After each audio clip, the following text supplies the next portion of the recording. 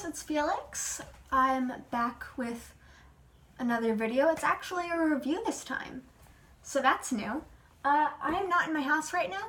I am at an Airbnb in New Jersey, or in an Airbnb in New Jersey, so that's a different setting.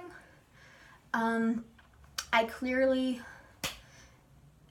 just got out of the shower like 20 minutes ago, so that's why I'm so disheveled.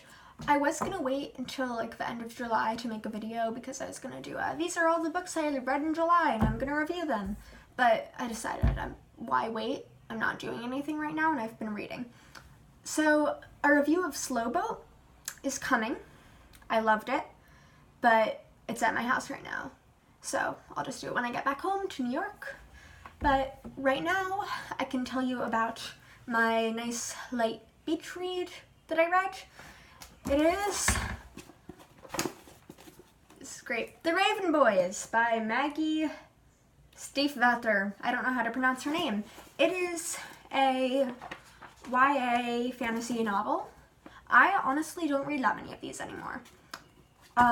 It's hard for me to find ones that I actually enjoy, so I just don't usually read them. But I needed something light, so I ordered it because I knew it was people whose opinions I really trust on books really loved it and said I would like it. So I read it, and yeah, I liked it. I have some thoughts. My first thought is that, I don't know, it's just gripping. But, oh yeah, for those of you who have not read it, it's about the 4 private school boys who live in Virginia, and this girl who's not at private school, her name's Blue. She's from a family of psychics, and if she kisses her true love, they're gonna die.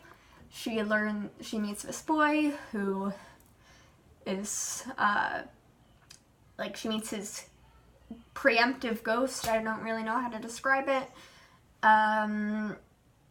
She can't usually see that sort of thing, so then she learns that either she is his true love or she killed him. So that. And then there's this whole Welsh king thing, which is fun. So yeah, interesting concept. Overall, I really enjoyed this book. It was gripping. I read it very quickly. I loved the characters. I'm still thinking about the characters, specifically Adam Parrish. It's definitely my favorite character. He definitely has, again, this is part of the series, so it's only the first, and I only read the first book, but he clearly has an arc going. I'm curious to see where the other characters go because there isn't much development yet, but I'm sure there will be. So I'll keep an eye out for that in the coming books. But yeah, Adam Parrish is a great character. They're all great characters. The relationships all around were really solid and believable. I loved that. I love tarot cards, and that's a big part of this. Like, I completely believe in that stuff. So, as I said, the character Blue, she's from a family of psychics, and there's some tarot readings in it, and that fills me with joy. I've loved the concept of tarot and divination through symbols ever since I was little and read his Dark Materials with Lara Belacqua and the Golden Compass, that whole thing. I love that sort of thing. So I read that when I was, 7, 8? I was 8 maybe when I read those books. But yeah, tarot's something I love. And also my favorite card, which is always, or almost always, misinterpreted or like given a bad rap, is the Tower, which means like sudden change. It's the foundation of something crumbling to make way for something new to be born. And it's my favorite card, and one of the characters got the Tower and made me happy. I love the Tower. Okay, what else? Yeah, I just found it fun. It was a fun read. I enjoyed it. I'm excited to read the next books. I already ordered them. I'm still thinking about the characters. So yes, all in all, great read. I do have some issues with this. There are some negative things about this book. Maybe it'll get better in the next few books when the writer really hits her stride. First, I felt it was rushed at some parts. Like, there were these really weird, especially the end, but there were these really weird time skips that didn't quite make sense. So I had a bit of a problem with that, but maybe she'll hit her stride, or I'll just have to deal with that. I don't know. Also, the perspective was strange because it was mostly third person limited, and it like changed perspectives each chapter with the 4 main characters of this book, which were Gansey, Blue, Adam, and Welk. But for some reason, at some certain points, it seemed to shift between 2 characters in the same chapter, or maybe it was like a third person omniscient. I don't know how to pronounce it. You know what I'm talking about. I've never actually heard the word said out loud. Only read it. But yeah, that it would like switch from Gansey to Adam's thoughts in the same chapter. It was really weird. So yeah, weird point of view shifts.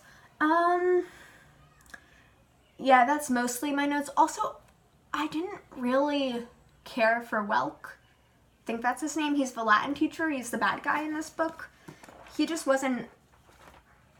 I couldn't really understand what exactly he was doing. Like, it's clear he was trying to wake the ley line, but his motivation wasn't exactly clear, and his actions felt... yeah, like they weren't really motivated by anything. He was just doing things to move the plot along, but it didn't seem to align with his character. I don't know. He wasn't much of a character, which was strange. I don't know, maybe people disagree with me there. I just didn't like him as a villain. He was too all over the place and didn't have any consistent, like, personality traits exactly that I saw. Feel free to disagree with me. But yeah, those are my notes on The Raven Boys, which is my first foray into YA fantasy in a few years. But I enjoyed it. I'm going to read the other books. It was a great light beach read. So I don't really know how I'm going to be rating things. Like, as a book itself, maybe 3 out of 5 stars. But like, as for its genre, I'm going to say 4 out of 5. If you like light fantasy, this is really good for that.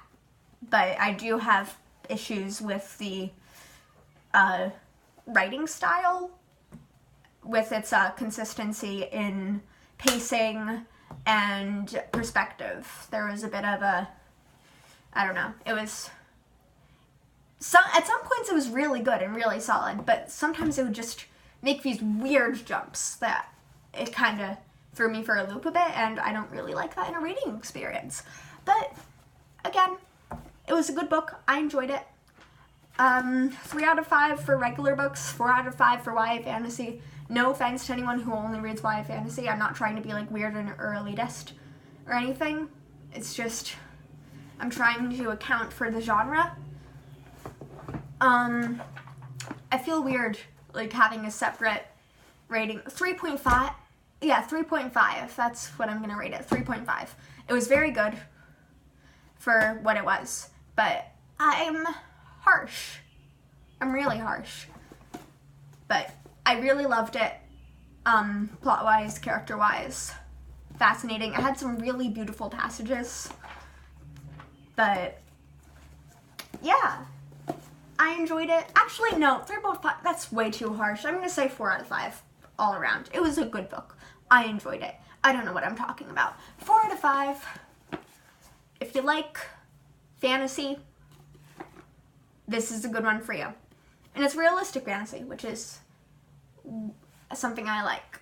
High fantasy I'm not really that into, but I like the melding of the real world and this magic world, and how it's right there, interwoven in all the day-to-day things that we all experience.